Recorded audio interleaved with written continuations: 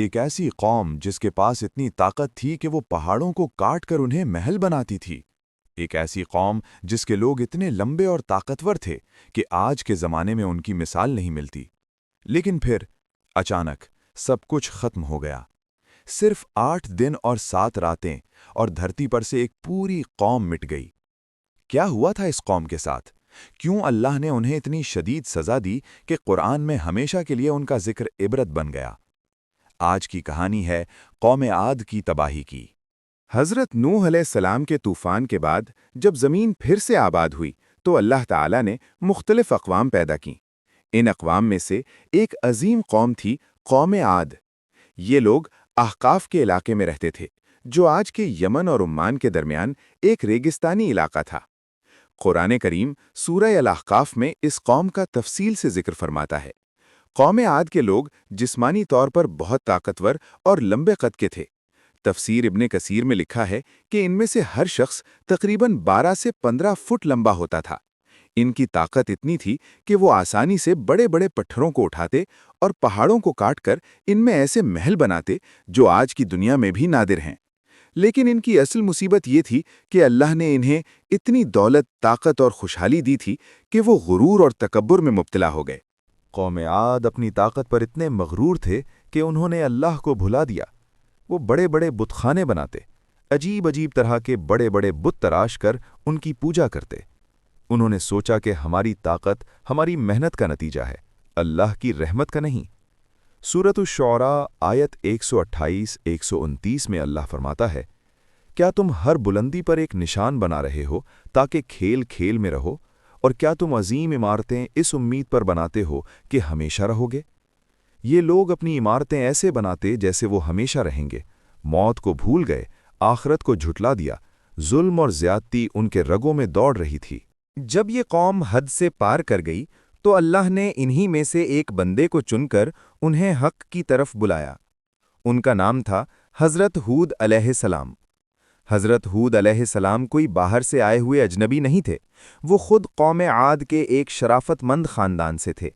लेकिन जब उन्होंने अल्लाह का पैगाम सुनाया तो उनकी अपनी कौम उनकी दुश्मन बन गई।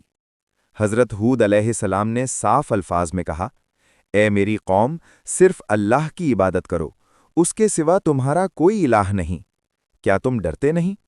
लेकिन कौम आद ने इनकार कर दिया। जब हज़रत हूद अलैहिस्सलाम ने उन्हें समझाया तो उनकी कौम ने मजाक उड़ाया। उन्होंने कहा, ए हूद, तुम हमारे बुतों को बुरा कहते हो तो फिर लाकर दिखाओ अपने अल्लाह का अजाब, अगर तुम सच्चे हो। सूरह हूद आयत 52-53 में ये मुकालमा बयान हुआ है।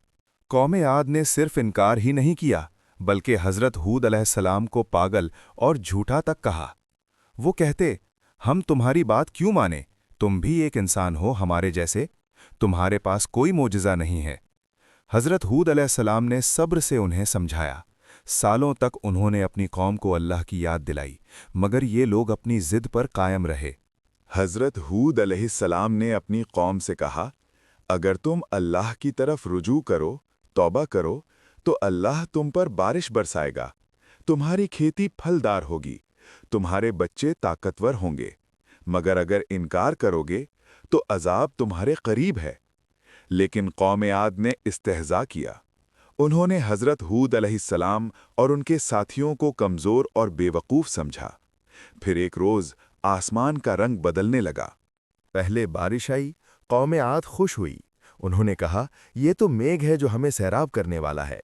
लेकिन सूरह अल-अहकाफ आयत 24-25 में अल्लाह फरमाता है, ये वो मेघ नहीं, बल्कि वो चीज़ है जिसकी तुम जल्दी कर रहे थे। ये एक आंधी है जिसमें दर्दनाक अजाब है। और फिर सब कुछ तबाह होने लगा। वो हवा नहीं थी, वो आग की तरह थी, बहुत ठंड थी। सूरह हाका में इस आंधी को रीहन सरसरन कहा गया है, यानी जोरदार, शोर मचाने वाली, हलाक कर देने वाली हवा। यह आंधी 8 दिन और 7 रात लगातार चलती रही। कुरान में अल्लाह फरमाता है कि ये लोग इस अजाब में ऐसे गिर गए जैसे खजूर के खाली तने हों। जिन्होंने पहाड़ों को काट कर महल बनाए थे, वो अब खुद ज़मीन पर बिछे हुए लाशों की सूरत में थे। जिनकी ताकत का चूर चूर चर्चा था, वो एक हवा के झटके में मिट गए। तफसीरुत तबरी के मुताबिक इस आंधी की ताकत इतनी थी کہ وہ لوگوں کو زمین سے اٹھا کر آسمان کی طرف پھینک دیتی اور پھر زمین پر پٹک دیتی۔ ان کی گردنیں ٹوٹ جاتی، ان کے جسم پارا پارا ہو جاتے۔ صرف وہ لوگ بچ گئے جو حضرت ہود علیہ السلام اور ان کے ساتھ ایمان لائے تھے۔ اللہ نے انہیں محفوظ رکھا۔ اختتام، اخلاقی سبق۔ آج قوم عاد کی کوئی نشانی نہیں۔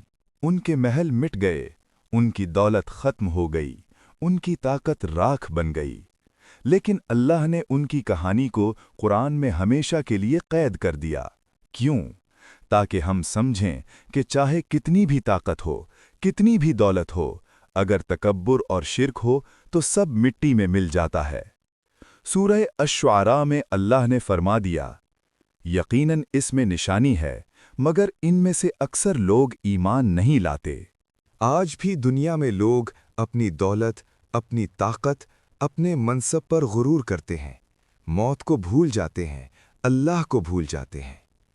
قوم عاد کی تباہی ہمیں یہ سبق دیتی ہے، طاقت اللہ کی عطا ہے، دولت اللہ کی رحمت ہے، اور اگر ہم غرور کریں، تکبر کریں تو اللہ کی پکڑ بہت سخت ہے۔ حضرت ہود علیہ السلام نے صبر کیا، انہوں نے حق کی دعوت دی، اور اللہ نے انہیں